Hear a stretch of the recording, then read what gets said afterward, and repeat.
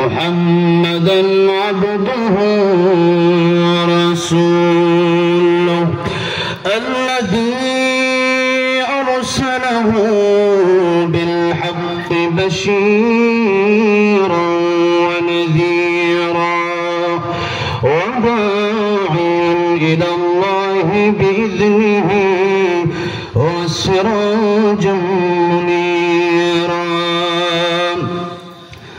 أما بعد فقد قال الله تعالى في كلامه المجيد وفي فرقانه الحميد أعوذ بالله من الشيطان الرجيم بسم الله الرحمن الرحيم تبارك الذي بيده الملك وهو على كل شيء قدير الذي خلق الموت والحياة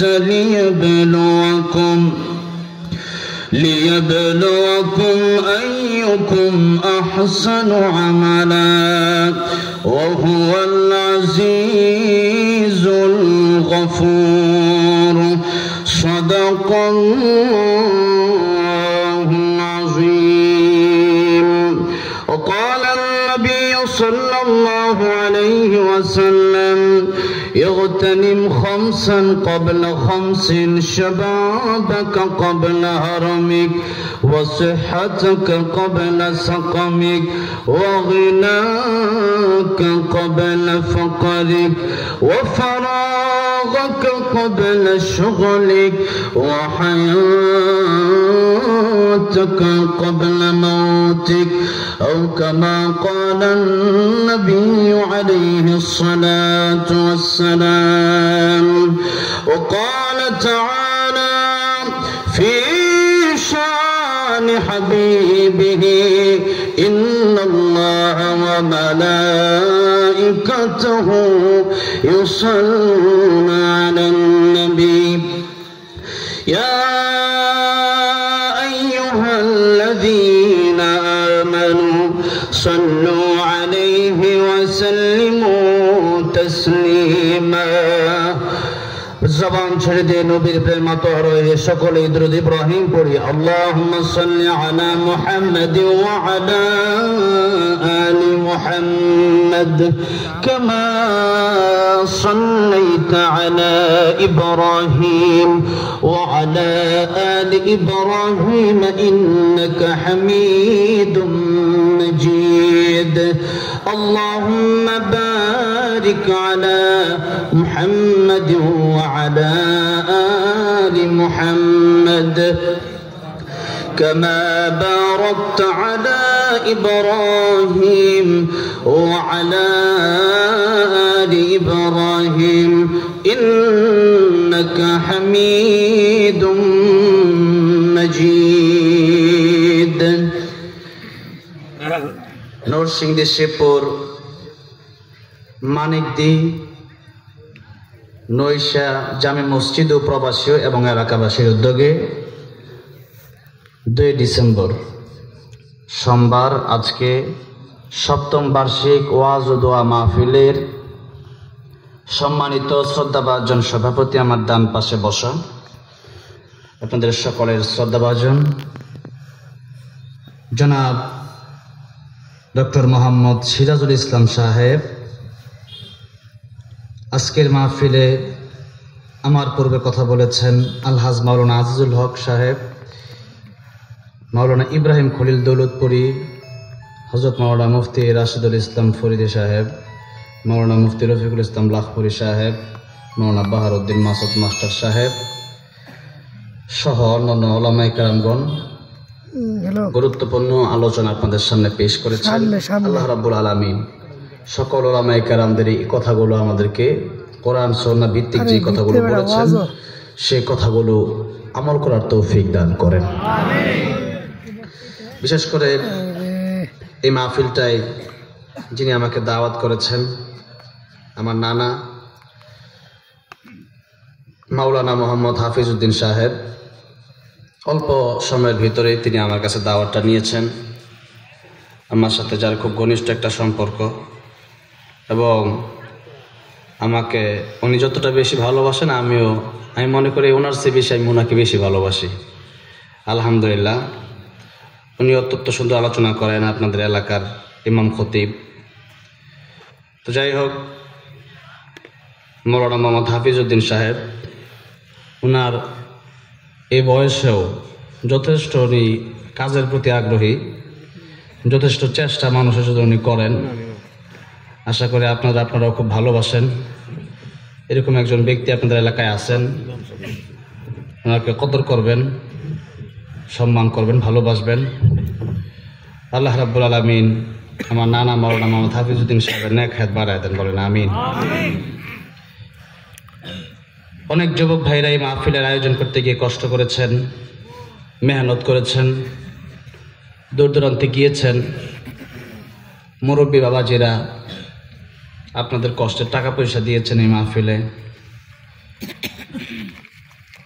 আল্লাহ রাব্বুল আলামিন যারা এই কষ্টগুলো করলেন, দুনিয়াতে শান্তি, পরকালে চির মুক্তির ব্যবস্থা করে জান্নাতুল ফিরদাউস দান করেন। এই এলাকাটা আমার খুব পরিচিত একটা এলাকা, যদিও ডাইরেক্ট এই গ্রামে আসি নাই, তবে আমার কাছে মনে হচ্ছে আমি গাজীপুরের কাপাসিয়া কোথাও বসে আছি। তো এই জন্য আসার পর থেকে এখনও টায়ার্ড লাগে নাই, কষ্ট হচ্ছে না, ভালোই লাগতেছে আলহামদুলিল্লাহ। খাবার দাবার, মানুষের আচরণ, মানুষের ভালোবাসা, আপনাদের ব্যক্তিগত অবস্থান, সুন্দর নিরিবিলি বসা, অন্যান্য 10টা মাহফিলের তুলনায় এই মাহফিলটা যথেষ্ট ভালো আলহামদুলিল্লাহ, যথেষ্ট। এই মাহফিলটায় যারা আসলেন, বসলেন, এই মাহফিলের জন্য যারা কষ্ট করলেন, আজকে যারা এই মুহূর্তে বসলেন, অনেক মা বোনেরা এসেছেন, আল্লাহ সবার মনে নেক বাসনাগুলো পুরা করে দেন, আমিন। এই মাহফিলটা গত বছর রফিক মাদানী ভাই আসছিলেন, স্টেজে উঠতে পারে নাই, মাহফিল বন্ধ করে দিয়েছিল। কত মানুষের কাছে যাওয়া লাগতো, ওসির কাছে, ডিসির কাছে, এসপির কাছে, নেতার কাছে, খেতার কাছে। সেই দিন আর নাই, আছে নাকি? কোনো বাপের বেটার ক্ষমতা আছে মাহফিল বন্ধ করা? কারো বাবার ক্ষমতা নাই, নিজেদের এখন আর ঠিক নাই। আল্লাহ বাংলাদেশকে সমস্ত জুলুম, নির্যাতন এবং এই দেশের, একটু আস্তে বলতেছি, কথা তো অনেক কিছু বলি, এখানে কিছু বলবো না, ভয় নেই। আমি ওয়াজ করলে মানুষ ঠিক থাকতে পারবে না, আমি নিজে অসুস্থ। আমি এই দেশের এমপি মন্ত্রী কাউরে ভয় পাই না, ওই এমপি মন্ত্রী ছাতার গোনার টাইম নেই আমার। লতিফ সিদ্দিকী আসছিল টাঙ্গাইল, আমার আগে উল্টা পাল্টা কথা বলছিল। আমি তোর মতো লতিফ সিদ্দিকীর আমার গোনার টাইম নাই, ও নাস্তিক বেঈমান জালেমকে গোনার টাইম বাংলার কোনো আলেমের নাই। এখানে কথা হবে আল্লাহর কোরআনে যা আছে তাই কথা হবে, ঠিক না বে? ঠিক, তাই হবে। আমি সাধারণত চলি একরকম, কিন্তু স্টেজে উঠলে আমি আরেক রকম হয়ে যাই। কারণ স্টেজে উঠলে আমি সাধারণ মানুষ থাকি না, আমি অসাধারণ মানুষ হয়ে যাই। আর অসাধারণ মানুষ কেন হব জানেন? কারণ এখানে বসার পরে এই চেয়ারে বসেছেন আমার নবী, বিশ্ব নবী মুহাম্মদ সাল্লাল্লাহু আলাইহি ওয়াসাল্লাম। এই চেয়ারে বসেছেন হযরত আবু বকর, এই চেয়ারে বসেছেন হযরত ওমর, এই চেয়ারে বসেছেন হযরত আলী, হযরত উসমান রাদিয়াল্লাহু আনহুম আজমাইন, এই চেয়ারে বসেছেন ইমামে আজম আবু হানিফা, এই চেয়ারে বসেছেন ইমাম আহমদ ইবনে হাম্বল। এই চেয়ারটা সাধারণ কোনো চেয়ার না। আপনি এখানে বসে বসে হকের কথাগুলাই বলতে হবে। চাকরি থাকবে না যাবে সেটা দেখার টাইম নাই, ঠিক না? ঠিক, তাই করতে হবে। আজ থেকে আরো 20 বছর 50 বছর আগে থেকে যদি আমার দেশের যুবকেরা এখন যেভাবে হক কথা বলে এবং শুনে, এবং হকের পক্ষে যেভাবে বৈষম্য বিরোধী ছাত্র আন্দোলনের ছাত্র ভাইরা ছিল, আগে থাকলে আগেই শেষ হয়ে যেত। আমি কথা শুরু করি নাই, আমাকে একটু বলতে শুরু তো করতে হবে। গত বছর মাহফিল করতে দেয় না, এই বছর তো করতে দিচ্ছে, আলহামদুলিল্লাহ। এটা শান্তি না, এটা স্বাধীনতা। একটু একটু বলতেছে, আমি জানি, আমি সবই বুঝি, এলাকার অবস্থা আমি সবই বুঝি। আমি যে বুঝি না এরকম না, আমি তো দেশে খালি করি না, আমি দেশের বাইরেও ঘুরি। আমার রমজানের পরে আমেরিকা প্রোগ্রাম রাখা, অনেকে আজকে জানছে, এই জন্য বলছি। সবই আমি বুঝি, সবই বুঝে শুনে আমি কথা বলবো। আমি কোরআন তাফসীরে ঢুকে বলবো, তবে ভূমিকা একটু কথা আমাকে বলতেই হবে, আমাকে বলতে দিতেও হবে। সকলেই বলি আলহামদুলিল্লাহ।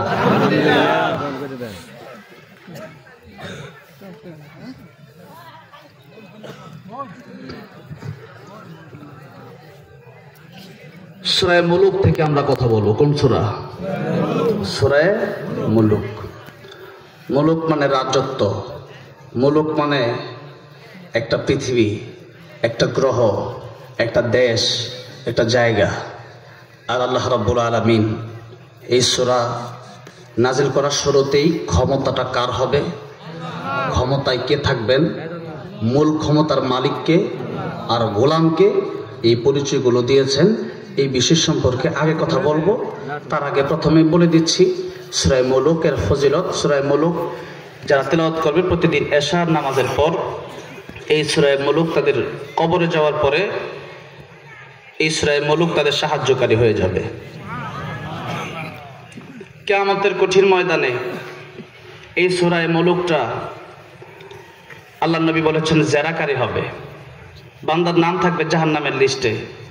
বান্দা বলবে আল্লাহ রাব্বুল আলামিন, কোরআন বলবে আল্লাহ তাআলা এই বান্দাকে তুমি জাহান্নামে দিবা, এটা হতে পারে না।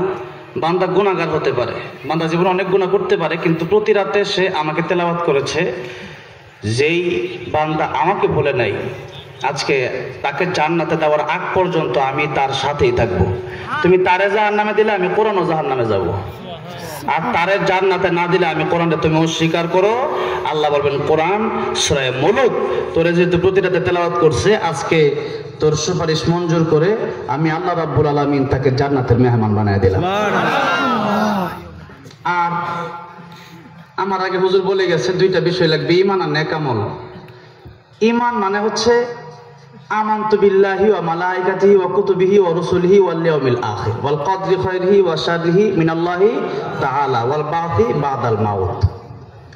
আল্লাহকে বিশ্বাস করা, এরপরে আমানতু বিল্লাহি ওয়া মালাইকাতিহি ফেরেশতা বিশ্বাস করা, ওয়া কুতুবিহি আল্লাহর সমস্ত কিতাব বিশ্বাস করা, ওয়া রুসুলিহি রাসূল বিশ্বাস করা, ওয়াল ইয়াউমিল আখিরি পরকাল বিশ্বাস করা, ওয়াল কদরি খাইরিহি ওয়া শাররিহি মিনাল্লাহি তাআলা। আর হচ্ছে তকদিরে যা কিছু আছে ভালো মন্দ সব কার পক্ষ থেকে হয়? আল্লাহর পক্ষ থেকে হয়, এটা বিশ্বাস করা। আর আরেকটা কথা 7 নম্বরে, ওইটা 5 নম্বরের সাথে মিলিত করছে, এটা হচ্ছে ওয়াল বা'থি বাদাল মাউত, মরণের পরে আমাদের আবার পুনরায় উঠতে হবে, আল্লাহর দরবারে দাঁড়াতে হবে। এই কথাগুলো বিশ্বাস করার নাম হচ্ছে ঈমান। এটার ভিতরে এক একটা বিষয় নিয়ে কথা বলতে গেলে ঘন্টা পর ঘন্টা সময়ের প্রয়োজন, তবে এই বিষয় নিয়ে কথা বলতেছি না। তবে কথা হচ্ছে এই ঈমান আমাদের লাগবে। দ্বিতীয় নম্বর হচ্ছে নেক আমল। নেক আমল মানে হচ্ছে কোরআন শরীফে যা আছে, যা আদেশ তা মেনে নেবেন, যা নিষেধ তা ছেড়ে দিবেন। এটার নাম কি? নেক আমল। আইয়াকুল লাহমা আখি মাইতান ফাকারিহতুমু, তোমাদের একজন ভাই মরে গেছে, তার দেহ থেকে একটা টুকরা গোশত কাইটা একটা কাঁচা খাইলা, এটা কেউ পছন্দ করবে?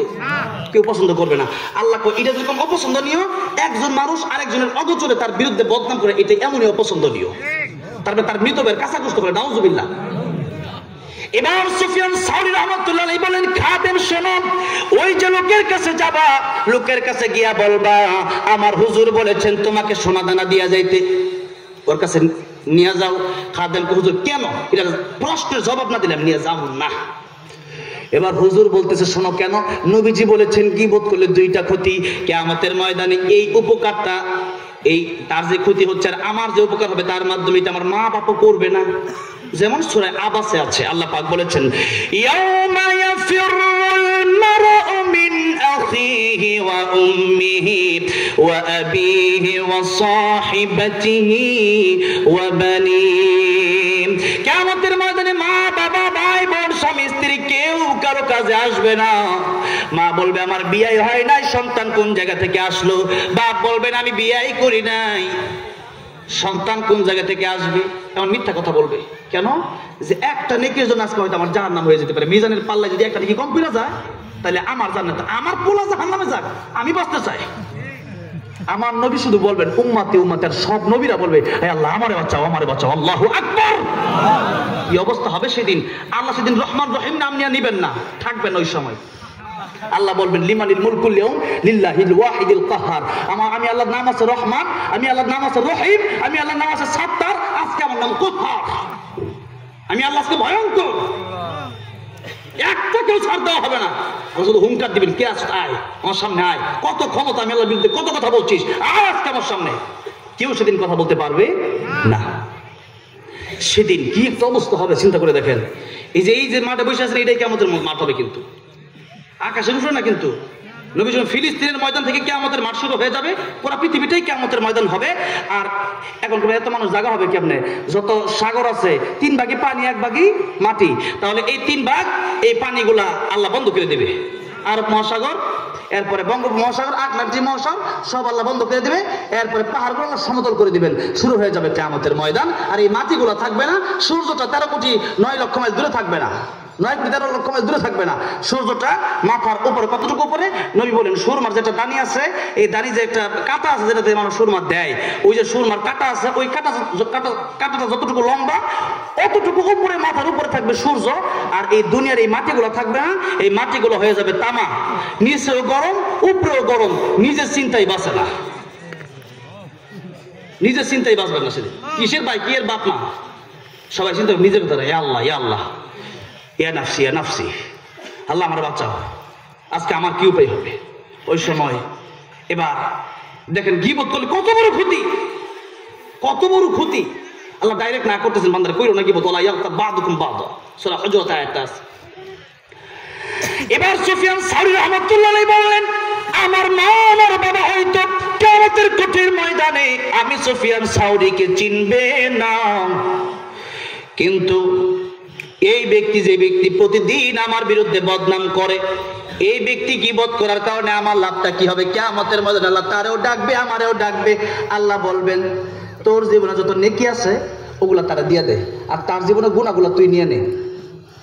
চিন্তা করছেন? তার মানে আমার বিরুদ্ধে যদি আপনি গীবত করেন, তাহলে আপনার নামাজটা আমি নিয়ে নিলাম, আর গীবত কারে বলে এটা তো আমরা বুঝি না। আমার ড্রাইভার একজন জিজ্ঞেস করতেছে, কয় যে হুজুর, একজন আসলে একটা খারাপ কাজ করছে, এটা আমি আরেকজনের কাছে গিয়ে বলছি আর কি, এটা কি গীবত হইব নাকি? আমি কিছু, এইটাই গীবত, এইটাই গীবতের সংজ্ঞা। নবীজির কাছে সাহাবী এই প্রশ্নই করছে, ইয়া রাসূলুল্লাহ, একজন আসলে একটা কাজ করছে, এটা নিন্দনীয় খারাপ কাজ, এটাই যদি আমি আরেকজনের কাছে গিয়ে বলি, এটা কি গীবত হবে? নবী বলেন, এটাই তো গীবত। আরে প্রকৃত জ্ঞানী কোন ব্যক্তি? নবী বলেন, কাইয়্যিসু মান দানা নাফসাহু ওয়া আমিলা লিমা বা'দাল মাউত। নিজেকে নিয়ে যে চিন্তা করে ওই ব্যক্তি প্রকৃত জ্ঞানী ব্যক্তি। কারণ আমার কবরে আমি যাবো, আপনার কবরে আপনি যাবেন, আপনার কবরে আমি যাবো না, আমার কবরে আপনি যাবেন না। আপনার চিন্তা করে আমি কি করবো? আগে আমার চিন্তা করি। আল্লাহ এটাই বলছে, কু আনফুসাকুম ওয়া আহলিকুম নারা, আগে নিজে বাঁচো, পরে মানুষের বাঁচাইও। কিন্তু আজকে আমাদের নিজেদের বাঁচার কোনো ঠিক নাই। ওই বেলা কেমনে ভালোই বইয়া চিন্তা আমাদের বেশি, ঠিক না বেঠে? নিজে জান্নাতে হই, আমরা জাহান্নামে হলাম। হাসিবু ক্বাবলা আন তুহাসাবু। ওমর ফারুক রাদিয়াল্লাহু আনহু বলছেন যে কিয়ামতের ময়দানে আল্লাহর কাছে হিসাব দেওয়ার আগে নিজে একবার হিসাব কইরো, তুমি নিজের হিসাবটা কইরা দেখো তুমি জান্নাতি না জাহান্নামী। হিসাব কইরা দেখেন জাহান্নামের লাকড়ি হয়ে বসে রইছে। পরের হক মাইরা কত খাইছেন, ওই বেলা নামাজ পড়লে আল্লাহ মাফ করবে না। অন্যের বিরুদ্ধে কত গীবত করছেন, ওই বেলা নামাজ পড়লে আল্লাহ মাফ করবে না। চিন্তা করে দেখেন, এক একটা করে হিসাব করেন। মিথ্যা কথা কত বলছেন, এক একটা মিথ্যা কথা বলছেন 7,000 বছর জাহান্নামে যাওয়া লাগে, কত বছর জ্বলবেন? কত মিথ্যা কথা বলছেন জীবনে, চিন্তা করে দেখেন। আমাদের সেই চিন্তা নাই। আমরা এক একজন মনে করতেছি যে আমরা মনে হয় জান্নাতের একবার দুলালি হয়ে বসে দিছি। আমরা হুর মনে খালে অপেক্ষা করতেছি, কবর যাম আর হুর এক আসসালামু আলাইকুম, কেমন আছে, তাই না? যে ব্যক্তিটা খারাপ, যে গাঞ্জা করে মদ করে, মনে করে আমি জান্নাতি। এমনই তো অবস্থা হয়েছে বর্তমানে। জাহান্নামে যদি কেউ মনে হয় করে না। আমি কই নামাজটা পড়া না গেলে, আরে ভাই পড়ছি না, কি হয়েছে, এত কথা বলা লাগে জানতো ভাই? আরে ভাই আপনি না আফসোস করবেন, কানবেন, ভাই পড়তে পারি না, সামনে থেকে পড়বো, তা না বললা উল্টা আপনি আমি পড়ছি না, কি হয়েছে? বাপে ছেলে ডাক দেয়, নামাজে যাবি না, তার তুমি যাও চাই। এই অবস্থা, আপনি বলতেও পারবেন না। আমার ভাইরা, আমার মুরব্বী বাবাজিরা, তাহলে কিয়ামতের ময়দানে এই কাজ যারা করবেন, গীবত যারা করবেন, নবীজি বলেন এই গীবত যদি কেউ করে, পরনিন্দা, গীবতের সংজ্ঞা হলো একজন আরেকজনের দোষ আরেকজনের কাছে তার অগোচরে বলা, মানে আমার সামনে বললে এটা গীবত হবে না, কিন্তু আমার অগোচরে গিয়া বললেন যে লোকটা বেশি সুবিধার না, এটা ছাগল, এটা গাঁজাখোর, এই জিনাকার, এটা আপনি বলতে পারবেন না। হ্যাঁ, বিচারকের কাছে বিচার দেওয়া সেটা ভিন্ন ব্যাপার, কিন্তু আপনি এখানে আমার মান ছোট করার জন্য, আমার শান খাটো করার জন্য একজন মানুষ আরেকজনের কাছে আরেকজনের গীবত, আরেকজনের বদনাম, সে আসলেই দোষী, এই কাজটা করছে, এরপর আপনি বলতে পারবেন না। তবে এটা মনে রাখতে হবে, প্রকাশ্যে যদি এই দেশের ভিতরে কোনো ঝামেলা হয়, কোনো খুন হয়, কোনো গুম হয়, কোনো জুলুম হয়, কোনো নির্যাতন হয়, তাহলে প্রকাশ্যে এরকম ওয়াজ মাহফিলে তার বিরুদ্ধে প্রতিবাদ করতে হবে।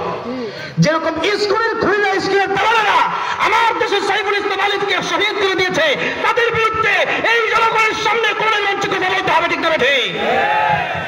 নারায়ে তাকবীর, নারায়ে তাকবীর, আল্লাহু আকবার, আল কোরআনের আলো মসজিদ দরগারে করে, ইফতার দরগারে করে,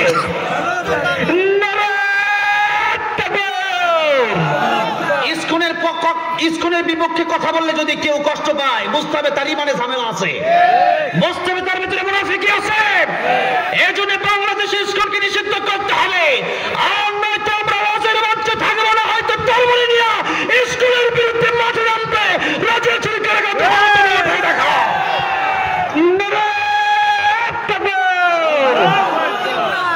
আমার ভাইরা, আমার মুরব্বী বাবাজিরা, আমরা তো চাই হিন্দু দেশে বসবাস করুক, খ্রিস্টান বসবাস করুক, বৌদ্ধ বসবাস করুক, তাতে কোনো সমস্যা নাই, কিন্তু সন্ত্রাস বসবাস করতে পারবে না, উগ্রবাদ বসবাস করতে পারবে না, রাষ্ট্রদ্রোহী বসবাস করতে পারবে না। আমাদেরকে রাষ্ট্রদ্রোহী বলছে অনেককে, আলেমদেরকে, কিন্তু আসল রাষ্ট্রদ্রোহী তো এরা, যারা বাংলাদেশ বাদ দিয়া শুধু ওই দেশের গুণগান করে। ওইটা এমন বন্ধ হয়েছে যে তারা বাংলাদেশের মানুষ খুন করতে পারে, ওই দেশের কথা শুই না। লাস্ট হয়েছে বাংলাদেশে, মাথারা হয়েছে দিল্লিতে। কি কষ্ট পাচ্ছেন? ওটা কষ্ট পান না কি পান দেখার বিষয় না, আমাকে মুসলমানের পক্ষে কথা বলতে হবে। হিন্দুর পক্ষেও বলবো যদি হিন্দু ভালো হয়, হিন্দু যদি বলে না আমি আমার ধর্ম মানছি, তুমি তোমারটা মানো, কোনো সমস্যা নাই, তাতে কত কোনো সমস্যা নাই। কুল ইয়া আইয়ুহাল কাফিরুন লা আ'বুদু মা তা'বুদুন ওয়ালা আনতুম আ'বিদুনা মা আ'বুদ, তাগর তো তাগর, আমারটা আমার, ঠিক না বেঠিক? নবীরে বলছিল যে আয় মিল্লা জিল্লা, আয় না আল্লাহ কাফির মাজমুন, মিল্লা জিল্লা হবে না, মানে ধর্ম যার যার, উৎসব সবাই, এগুলা ইসলামিক কোন, এগুলো কোনো সিস্টেমই নাই। কারণ ধর্ম যার যার, উৎসব সবাই, এটা একটা কবিতা আর কি বানাইছে, কথা মিল দেখে কত মজা করে কয়। তাহলে বিয়া যার যার উৎসব না, বিয়া যার যার বউ সবার, তাই আমি একটা কথার কথা কইলাম, মানবে নাকি কেউ? খেত যার যার ফসল সবার, মানবে নাকি কেউ? আই সবার, আই যার যার টাকা সবার, মানবে নাকি কেউ? আমি 50,000 টাকা বেতন পাইলাম, এখন সবাই মাসে যায় বাগাবাগি করালাম, আমি গরিব কটা আই করছি, ইনকাম করছি, আমি তুই বাগাবাগি করি। ঠিক তেমনি ভাবে দুনিয়াতে এর ইবাদত হ্যাঁ করে জান্নাতে যাবে, আর আমি একমাত্র আল্লাহর গোলামি করে জান্নাতে যেতে চাই, ঠিক না বেঠে? এটাই হলো মুসলমান। আর আমি আপনি আজকে তো আমরা নামে মুসলমান, কাজে খুবই কম, খুবই কম। এই যে এতগুলো মানুষ আসছেন আপনার আজকে, এতগুলো মানুষ কি মনে করেন নামাজে যায় নাকি? ফজরে দেখা যায় আল্লাহ আল্লাহ, তো 3 জন। আমাদের সামনে এক মসজিদ, আমি একবার গেছি নামাজ পড়তে, আমার বন্ধুর মসজিদ। আমি সবার সাথে চলাফেরা করি, আমি আমেরিকাতেও চলতে পারি, আবার টিনের ঘরে থাকতে পারি, এটা আমার একটা অভ্যাস, সবখানে থাকতে পারি। তো আমার বন্ধুর নদীর পরে এক মসজিদ শালনা, তো ওই শালনা, গাজীপুর শালনা, পরে গেছি, যাওয়ার পরে রাত ওই জায়গায় থাকছি, থাকার পরে ফজরের সময় দিই একলা ইমাম সাহেব সে আর একটা মুসল্লি, নাকি মুসল্লি কই বাইরে, আমি নিজেই নামাজ পড়া কষ্ট হয়ে যায়, মুসল্লি আয় না, আমি কেমন উঠতাম। এরপরে হ্যাঁ একলা ইমাম সাহেব, একলাই মসজিদ, এলাকায় মানুষের অভাব নাই। যখন টিভি দেখবার বসে মাগরিবের সময়, ওই সময় দিই মানুষ, টিভি দোকানে জায়গা নাই, আর বাউল গান আছে, বাউল গান বুঝলেন তো, মমতাজ মার্কা গান আর কি, কেউ ফিরে না খালি হাতে, এলে বাউল গান। এরপরে কেরামান কাতিবিন রোজা হাশরের দিন আল্লাহর কাছে যখন করবে অভিযোগ, আমরা বলবো আমরা অমুক বাবার লোক, ওগুলা বাউল গানে কয় আর কি, নাউজুবিল্লাহ। এমন এমন কথা যেগুলো মানুষ ইমানই চলে যায়, ওটা শুনতেছে, কিন্তু নামে কিন্তু সবাই মুসলমান, মূল্যে কিন্তু সবাই জানা হয়। এরপরে মনে করেন বিয়ার সময় কিন্তু হুজুরের না বিয়াও করা হয়, সবই ঠিক আছে, কিন্তু মসজিদে ফজরের সময় লোক নাই। তো এখন কোন আমরাই কোন, এটা কি সবাই কি খাঁটি মুসলমান হইতে পারছে? এই জন্য কবি বলেছেন, নামে মুসলমান নাকি কামে মুসলমান তুমি, নামে মুসলমান নাকি কামে মুসলমান, নামে কামে মিল না হলে, নামে কামে মিল না হলে বইবে যে তুফান তুমি, নামে মুসলমান নাকি কামে মুসলমান তুমি, নামে মুসলমান নাকি কামে মুসলমান। নাম রেখেছে আব্দুর রহিম, নাম সুন্দর, নাম সুন্দর না? আব্দুর রহিমের বান্দা, নাম রেখেছে আব্দুর রহিম, কালমা জানে না এই সমাজে এমন লোকের সংখ্যা অগণা। নাম রেখেছে আব্দুর রহমান, নামাজ পড়ে না এই সমাজে এমন লোকের সংখ্যা অগণা। এমন সমাজ বদলাতে কে, এমন সমাজ বদলাতে কে রাখবে অবদান তুমি, নামে মুসলমান নাকি কামে মুসলমান তুমি, নামে মুসলমান নাকি কামে মুসলমান। বলেন তো নামে মুসলমান বেশি না কাজে মুসলমান বেশি? ও মুসলমান, নামে মুসলমান হইয়া জান্নাতের ভিতরে কিন্তু প্রবেশ করা যাবে না।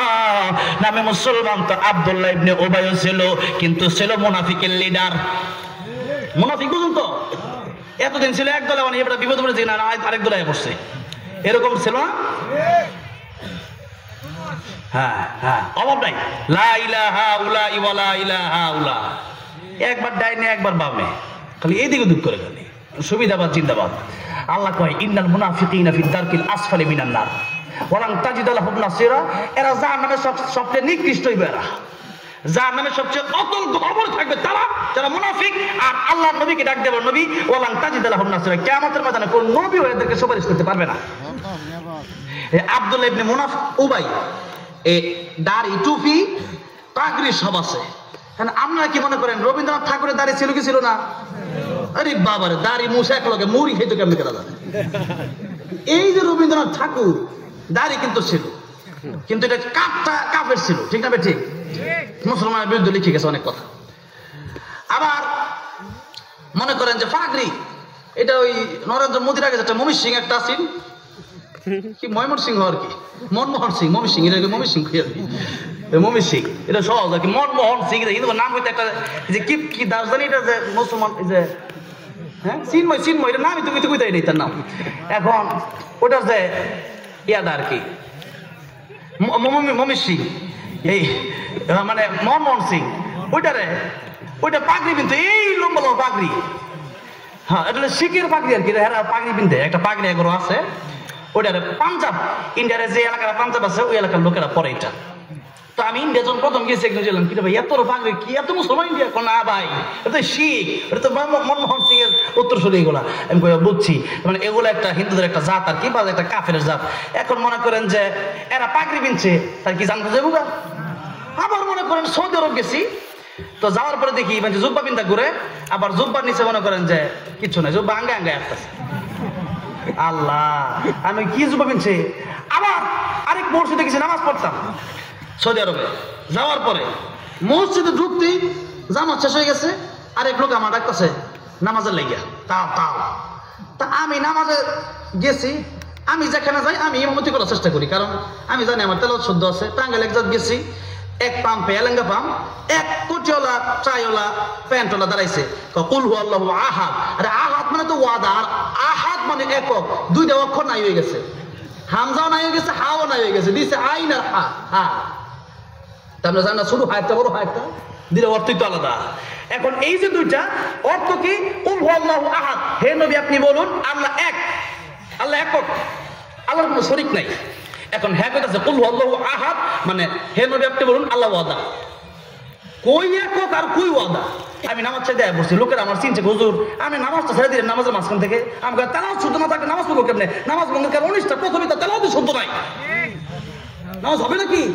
ও মুসলমান, এই যে এই কথাটা আমি প্রায় বলি যে যাদের তেলাওয়াত শুদ্ধ নাই, আপনি নামাজ পড়তেছেন, কি দরকার নামাজ পড়ার? নামাজ ভঙ্গের কারণ অনুষ্ঠান প্রথমে নামাজ তেলাওয়াতই হচ্ছে না আপনার। আলহামদুলিল্লাহ, এই এলাকার প্রায় মুরব্বীরাই আমার বলছে যে আমাদের স্ত্রীরা পর্যন্ত কোরআন তেলাওয়াত মানুষকে শিখায়। আলহামদুলিল্লাহ বলেন।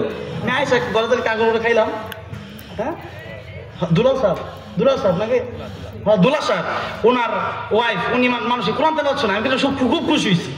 আমি বললাম যে এত ভালো আলহামদুলিল্লাহ, এটি তো দরকার। যারা পারেন তারা আরো 10জনকে শিখাবেন, আর যারা পারেন না তারা এসে বলবেন হুজুর আমার একটু শিখান, আর হুজুর হাত দিয়ে দিবেন 5,000 10,000 টাকা দিবেন। নিজের পোলারা ইংলিশ বাংলা পড়ায় 3,000, আর যে ইমাম সবচেয়ে পড়ায় 6 মাস পড়ায় বেতন 200 টাকা তার বাকি। ঠিক হবে ঠিক? তা আপনি কোরআনের প্রতি কি মহব্বত আপনার আছে? এই জন্য কোরআনকে ভালোবাসতে হবে। কোরআনকে যারা ভালোবাসছে এদেরকে কোরআনই জান্নাতে নিয়ে যাবে।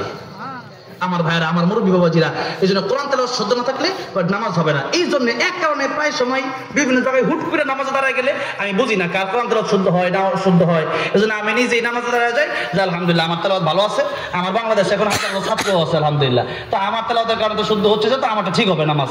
তো এরপরে সৌদি আরব গেলাম, আরেকটা কারণে নামাজ আমি তার কারণে মানে চিন্তা করি, ওই যে লোকটা আমার বলো তাল এদিকে আসেন, এসে নামাজে দাঁড়ান। এরপরে নামাজে দাঁড়াইলাম ঠিকই, ওই একামত দিলে একামত দিয়ে একা নামাজ দাঁড়ায় গেছে। হ্যাঁ ইমামতি করে আমার পিছনে রেখে আমি নামাজ ছেড়ে দেয় বসছি। আমি কি নামাজ পড়তাম এর বিরুদ্ধে? কারণ নামাজ যখন দাঁড়াইছে তখন দিকে তার টাক নিচ্ছে একবার ঝাড়ু দিতেছে, ঝাড়ু। আমি কিরে মানছে ঝাড়ু তো ঝাড়ু দিয়ে দেয়, উপরে ঝাড়ু দেয়।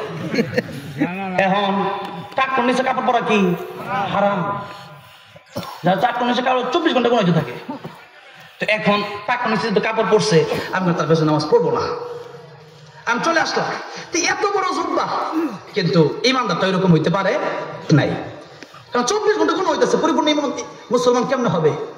আমার ভাইরা, আমার মুরব্বী বাজে, তাহলে বোঝা গেল এই সুরতে থাকলে মুসলিম হওয়া যায় না, ইসলামটা ভিতরে থাকা লাগে। নাকি বলেন? আবার ওই যে টাঙ্গাইলে লতিফ সিদ্দিকী, ওই বন্ডের বাচ্চা বন্ড আয়া কইতাছে, আমার আগে স্টেজে উঠছে, আয়া কইতাছে ইসলাম কোনো পোশাক না, ইসলাম বাইরে কোনো ইসলাম মানাই লাগে না, ভিতরে মনে মনে থাকলেই হইছে। আমি তাহলে আপনি মনে মনে কলা খান, ভাত খান খেলি। ইসলাম উপরেও আছে ভিতরেও আছে, নামেও থাকতে হবে কাজেও থাকতে হবে, ওই দুটোটা সবটাই নাম ইসলাম। আপনি বলবেন যে না ইসলামের দাঁড়িয়ে কি ইসলাম, আরে আপনি কোন যে ভিতরে থাকলেই হবে, তাহলে আপনি ভাত খাওয়া দরকার কি? একটা গানও আছে এরকম যে নামাজ মনের নামাজ বড় নামাজ, আসলে কিসের নামাজ, এরকম একটা গান আছে। তো আমি তাদেরকে ওই যে কয়েকদিন আগে সিরাজগঞ্জ গিয়ে ওই কথা বলে আছে, ওই এলাকার শিল্পী, ওই এলাকার শিল্পীদেরকে আমি ওই এলাকায় আমার ওয়াজ করছে, ওরা আমি বলে আসছি যে ওরা শুনতে কি শুনে না শুনে দিয়েন। আমি বলছি যে নামাজ যদি মনের নামাজ বড় নামাজ হয়, ইসলাম যদি মনে মনে মানলে বড় মানা হয়, তাহলে 3-4 দিন ভাত না খায় পানি না খায় মনে মনে কলা খাইলেই তো হয়। ঠিক না ভাই? ঠিক। তাহলে তো খাওয়ার দরকার নাই। কই মাছের স্বাদ আর ইলিশ মাছের স্বাদ মনে মনে, ইলিশ মাছ খাইলে কেমন স্বাদ লাগে একটু মনে মনে ভাবেন তো। চাপার ভর্তা ভাত খাইলে কেমন লাগে, আলু ভর্তা ডাল দিয়ে খাইলে। আজকের খাবার আলহামদুলিল্লাহ খুব ভালো হয়েছে, আজকের এই খাবার এই বছরের সেরা খাবার হয়েছে আলহামদুলিল্লাহ। এত ভালো খাবার আমার বাংলাদেশে কেউ দেয় নাই। তো আলহামদুলিল্লাহ খাবারটা খাই কইছে যে আপনার দোয়া করেন, খাবারটা যেন খাইছি কিছু ওয়াজের জন্য ভালো করে দিতেন। খাবারটা খুবই ভালো হয়েছে আলহামদুলিল্লাহ। এই এলাকায় তো কমপক্ষে খাইবার লাগে বলতো নাই তারি। এখন আমার ভাইরা, আমার বাবাজিরা, এই যে খাবার বলেন তো, কই মাছের স্বাদটা কেমন মনে মনে কি ভাবা যায় না? মনে মনে ভাবা যায়। ইলিশ মাছটা কেমন মনে মনে ভাবা যায় না? যায়। এখন আপনি যদি কোন তাহলে খাওয়ার দরকার নেই, মনে মনে খামার মনে কি 2-3 দিন পরে জীবন চলবো, জীবন কিন্তু শেষ হয়ে যাবে, না খাইলে কিন্তু আস্তে আস্তে মরণ আইব। এই জন্য আমার ভাইরা, মনে মনে না খাইলে জীবন যাইতে পারে, আর মনে মনে নামাজ পড়লে ইমান চলে যাইব। আমার ভাইরা, আমার মুরব্বি বাবাজিরা, এই জন্য আল্লাহ রাব্বুল আলামিন বললেন, ও মুসলমান, অর্ধেক মুসলমান হইও না, পরিপূর্ণ মুসলমান হও। অর্ধেক মুসলমান হলে কিন্তু জাহান্নামে তোমাদের শাস্তি হবেই হবে। এই জন্য অর্ধেক মুসলমান যারা, এদের বেশিরভাগই মুনাফিক হয়, আর মুনাফিকি যার অন্তরে থাকবে, কিয়ামতের ময়দানে তার কেউ সাহায্য করতে পারবে না। তাহলে কি করতে হবে? পরিপূর্ণ মুমিন হতে হবে, পরিপূর্ণ মুসলমান হতে হবে, এক আল্লাহর গোলামি করতে হবে। আল্লাহ বললেন, তাবারাকাল্লাযী বিয়াদিহিল মুলুক, মহিমাময় সেই আল্লাহ, বরকতময় সেই আল্লাহ,